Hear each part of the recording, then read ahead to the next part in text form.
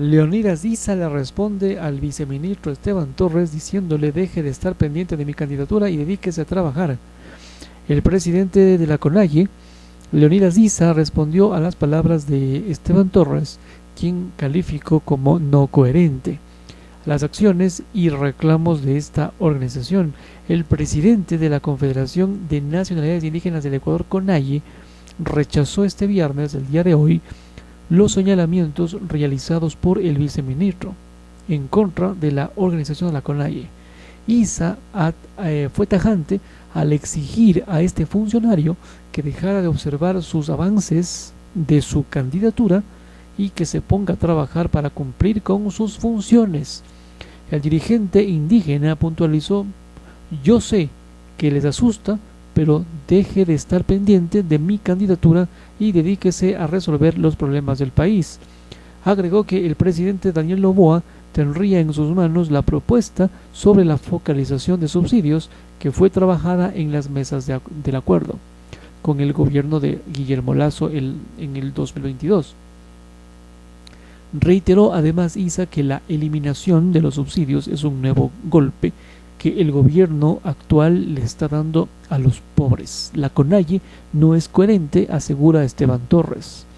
Por su parte, Esteban Torres, viceministro de gobierno, había criticado a través de sus redes sociales el accionar de la dirigencia y de la CONAIE con respecto a lo señalado por ellos en las mesas de diálogo.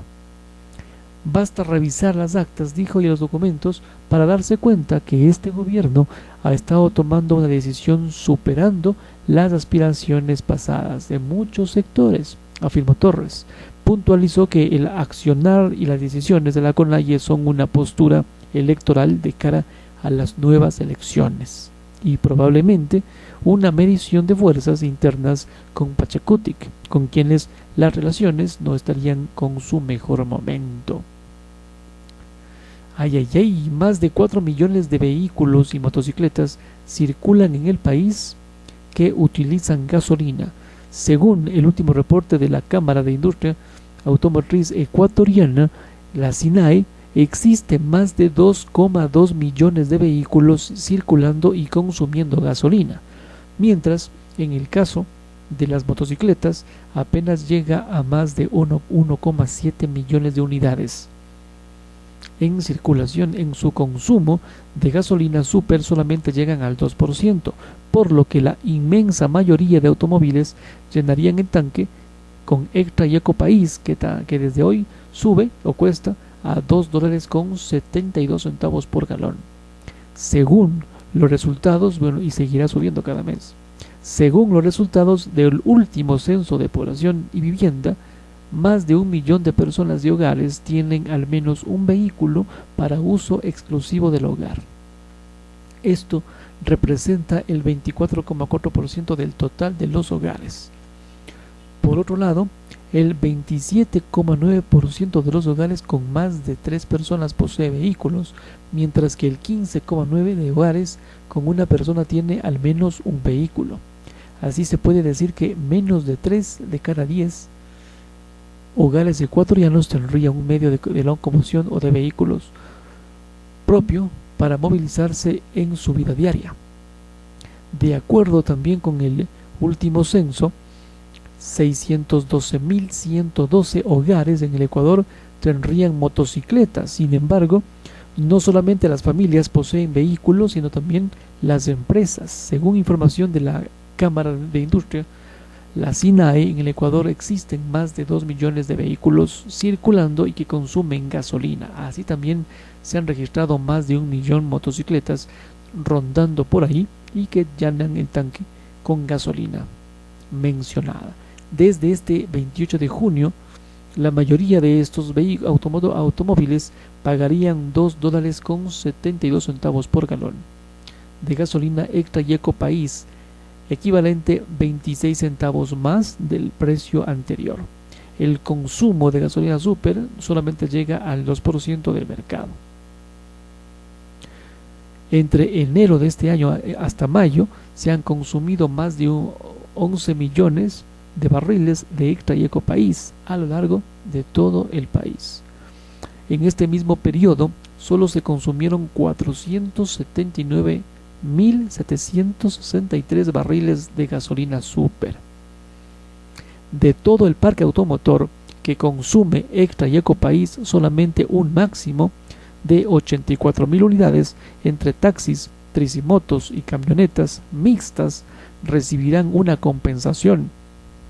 El primer mes de vigencia del esquema de reducción del subsidio a las gasolinas Extra y Ecopaís, los beneficiarios serían 24.000 transportistas de estos tres grupos. El registro estará abierto tras 3 meses más para que se pueda seguir sumando.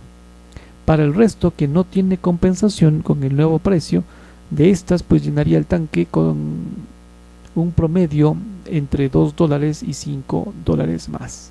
Según la SINAE, en el país existen 438.744 vehículos y 262 motocicletas circulando y que consumen diésel.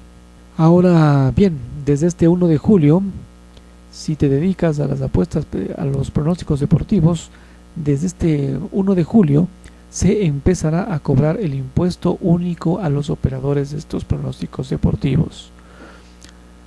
El impuesto a la renta único grava con una tarifa del 15% los ingresos percibidos por los operadores en mención, tanto residentes como no residentes en el país.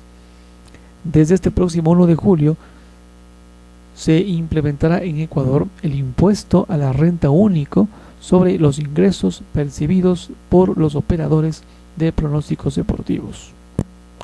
Esto conforme a lo establecido con el decreto Ley Orgánica para el Fortalecimiento de la Economía Familiar, vigente desde su publicación en el suplemento del registro oficial 335 de este 20 de junio del 2023. Este impuesto a la renta único grava con una tarifa de 15% los ingresos percibidos por los operadores de pronósticos deportivos, tanto residentes como no en el país. Los operadores pueden restar de dichos ingresos los premios pagados sobre los que hubiesen efectuado la respectiva retención en la fuente. A su vez, los premios de los jugadores también estarían gravados con el 15% del impuesto a la renta, el cual sería retenido y pagado al fisco por parte de los operadores de pronósticos deportivos. El reglamento de este régimen tributario regula los mecanismos para declarar, liquidar y pagar este impuesto y establecería las obligaciones tributarias que se deben cumplir. Los requisitos para las empresas extranjeras que se dediquen a este negocio se establece lo siguiente: 1. Registrarse en el Catastro del Registro Único de Contribuyentes RUC. 2. Entregar la información para fines tributarios y al SRI conforme lo dicte el reglamento. 3. Declarar y pagar el impuesto a la renta único para operadores de pronósticos deportivos. 4. Designar un apoderado residente en el país acá para todos los efectos derivados de la administración del impuesto a la renta único para operadores de pronósticos deportivos. Si es que las empresas no cumplen con lo que se dispone, la ley les bloqueará la dirección IP del sitio web en cuestión a través del cual opera la empresa. Además, se impondrá una sanción de hasta 30 salarios básicos unificados. El presidente Noboa, a través de este decreto ejecutivo 313, emitió el reglamento para el cobro del impuesto en mención a estas operadoras. Para acceder a la información está www.sri.gov.es. ¿Cuánto mueven estas? Estas empresas han tenido un importante crecimiento en lo que va desde el 2020 y esto ha creado una economía que beneficia a compañías de marketing, diseñadores creativos, canales de televisión, radio, prensa escrita, equipos de fútbol, entre otros. Los ingresos, no me digas, los ingresos de estas 6 plataformas de pronósticos deportivos con domicilio en Ecuador pasó de $2,5 millones a $37,4 millones en los últimos 4 años, según el SRI. el pago del impuesto bordea los $500.000. Sin embargo, no se tienen registros de los ingresos de las empresas que no tienen residencia en el país. No hay registro. El impuesto a la renta único y los requisitos establecidos en el reglamento buscan que todas las empresas se formalicen en el país, paguen impuestos y transparenten sus ingresos. Así estamos. Edmundo González en Venezuela promete, como siempre, una libertad de prensa. Tal cual Milei, tal cual Noboa.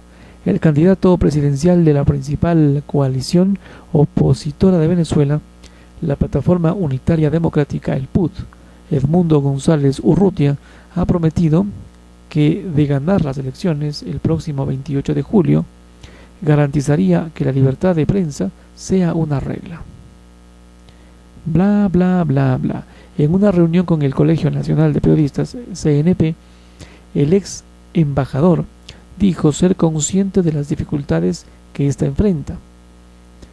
El gremio con periodistas injustamente detenidos y más de 400 medios cerrados en los últimos 20 años. Durante el encuentro celebrado con motivo del Día Nacional del Periodista, el candidato opositor aseguró que no hay democracia sin prensa libre. Bueno, sin buena prensa, ¿no? Y que en este sentido, cada ataque contra ella va en contra de los principios éticos y democráticos. El CNP indicó en una conferencia de prensa que un total de 405 medios de comunicación han cerrado en Venezuela en las últimas 2 décadas, sin detallar si es que todos los casos son consecuencia de una medida arbitraria por parte de las autoridades o si es que existen otras causas justificadas, como la carencia de licencias para operar.